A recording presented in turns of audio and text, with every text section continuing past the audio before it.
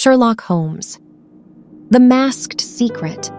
What would you do if a masked stranger knocked on your door in the middle of the night and revealed he was a king hiding a dangerous secret? A secret that could destroy a royal marriage. A secret hidden inside a single photograph. And a secret protected by the most clever woman Sherlock Holmes ever faced. Tonight, step inside Baker Street and witness one of the most unusual mysteries in Sherlock Holmes' career. Story begins. Dr. John Watson lived in London with his close friend Sherlock Holmes. Holmes was not an ordinary man. He was a detective with an extraordinary mind. He could notice details that other people completely missed. Watson admired Holmes greatly and often wrote stories about their adventures together. One cold and rainy evening, Watson sat comfortably near the fireplace in their apartment at Baker Street. The warm fire made the room peaceful and calm. Across the room, Holmes stood near the window. He held his pipe in one hand and stared silently at the dark street outside. Watson knew that Holmes was feeling restless. When Holmes had no mysteries to solve, he became quiet and thoughtful. Suddenly, a loud and urgent knock echoed through the apartment. Watson looked up immediately. Holmes slowly turned toward the door. Something about the knock felt serious and desperate. Mrs. Hudson, their housekeeper, quickly opened the door downstairs. A few moments later, she guided a visitor into their living room. The visitor was tall and dressed in an expensive dark coat. His face was hidden behind a black mask. Watson felt surprised and slightly nervous, but Holmes remained completely calm. His sharp eyes carefully studied the stranger from head to toe. We cannot linger. Please sit down, Holmes said politely. The masked man slowly sat in a chair. His voice was deep and serious. I have come to you for help. My situation is extremely sensitive. My identity must remain secret. Holmes smiled softly. You are safe here, Holmes replied. But even without seeing your face, I can already tell you are a man of great importance. The visitor leaned forward, shocked. How could you possibly know that? He asked. Holmes calmly walked around the room while observing the visitor's clothes and hands. Your coat is made from rare fabric, Holmes explained. Your shoes are handmade and extremely expensive. Your hands show no signs of hard labor, and your manner of speaking suggests authority. The visitor slowly removed his mask. Watson gasped quietly. The man wore a royal emblem on his uniform. Yes, the visitor said. I am a king from a European kingdom. I have come to London because my future and my honor are in great danger.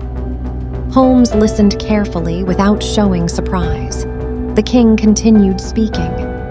Many years ago, I was close friends with a woman named Irene Adler. She is intelligent, beautiful, and very independent. Watson noticed that the king seemed embarrassed while speaking. The king continued. At that time, I was young and careless. We took a photograph together. Now I am preparing to marry a princess from another royal family. If that photograph becomes public, it will destroy my marriage and possibly create political problems between kingdoms. Holmes nodded slowly. Does Miss Adler still have the photograph? Holmes asked. Yes, the king replied nervously. I have tried to buy it from her. I have tried to steal it. Nothing has worked. She is too clever and careful. Indeed. Holmes stood up and walked toward the fireplace. Where does this woman live? Holmes asked. She lives here in London, the king answered. Her house is well protected. She expects danger at all times. Holmes smiled slightly. Your Majesty, Holmes said confidently, please do not worry. I believe this mystery can be solved. The investigation begins. The next morning, Watson entered the living room and almost did not recognize Holmes. Holmes was wearing dirty old clothes. His hair looked messy and his face appeared tired. He looked like a poor worker from the streets. Watson stared in surprise. "Holmes, what happened to you?" Watson asked. Holmes laughed. "My dear Watson, sometimes to catch the truth, we must become someone completely different." Holmes explained that he planned to visit Irene Adler's neighborhood in disguise. He wanted to observe her daily routine without being recognized. Holmes left the apartment and spent the entire day watching Irene Adler's house from a distance. He carefully studied the house structure, the guards, and the visitors. Late in the afternoon, a beautiful carriage stopped near the house. A graceful and confident woman stepped out. Holmes immediately knew this was Irene Adler. She walked proudly into her home, showing no fear or hesitation. Holmes noticed something important. Irene Adler moved like a person who was always alert and prepared for danger. That evening, Holmes returned home and shared his plan with Watson. "I am almost certain the photograph is hidden somewhere inside her house," Holmes explained. "But searching the house directly would be impossible. We must trick her into revealing its location." Watson listened carefully. Holmes smiled. "Tomorrow evening," Holmes said, "we will create a small drama." The clever trick. The next evening, Holmes and Watson quietly arrived near Irene Adler's house.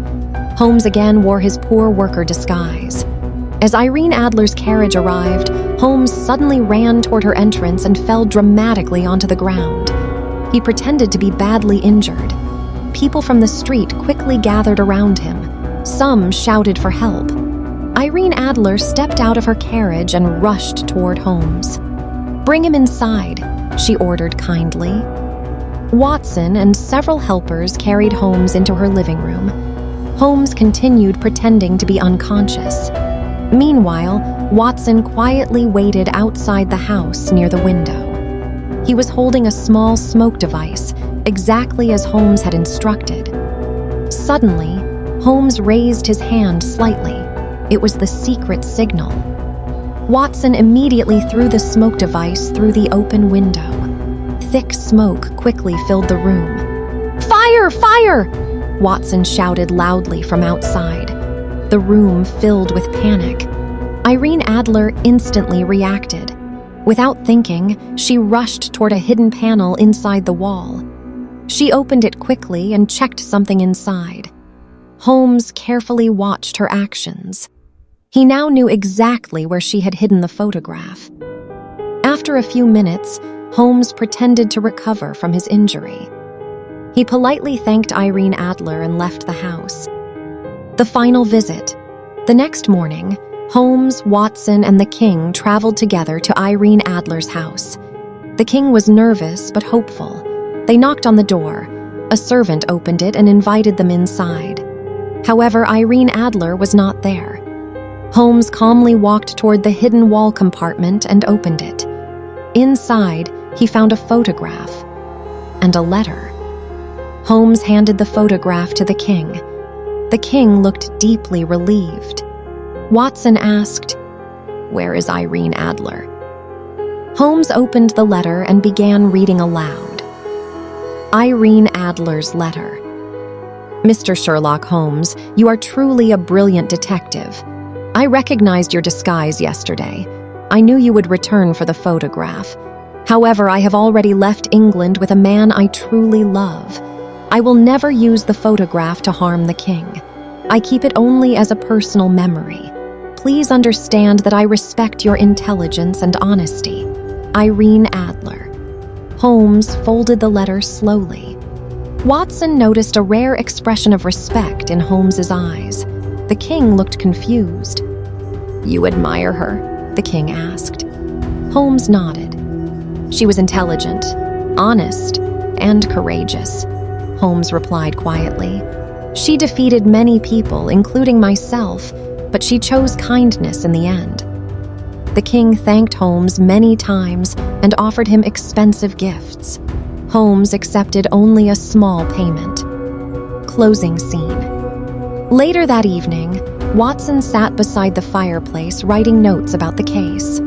Holmes sat quietly in his chair, smoking his pipe and thinking deeply. Watson looked at his friend and smiled.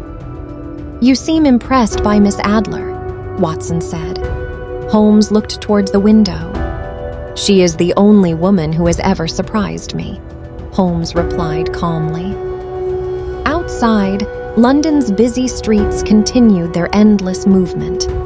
Inside Baker Street, Sherlock Holmes prepared himself for the next mystery, while Watson prepared to record another unforgettable adventure.